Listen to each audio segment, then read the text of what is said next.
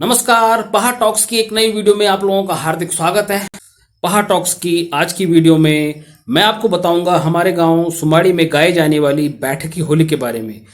जी हाँ, ये होली कुमाऊं गढ़वाल की होली से बहुत मिलती जुलती है और हमारे यहाँ होली की जो गायन शैली है, जो बैठकी होली है, उसकी विधिवत शुरुआत पंचमी के दिन से हो जाती है और होली के दिन तक ये विधिवत गायन पूरे गांव में किया जाता है। और इस गांव में बहुत सारे मंझे हुए कलाकार इस होली गायन में हिस्सा लेते हैं। गायकी में पंडित प्रदीप बहुगुणा और तबले पर उनका साथ दे रहे हैं विजय मोहन काला और साथ में हैं अन्य ग्रामवासी। तो आइए आप भी इन होली गीतों का आनंद लें और इस चैनल को सब्सक्राइब भी करें, वीडियो को लाइक करें। आइए देखते हैं ये होली गीत।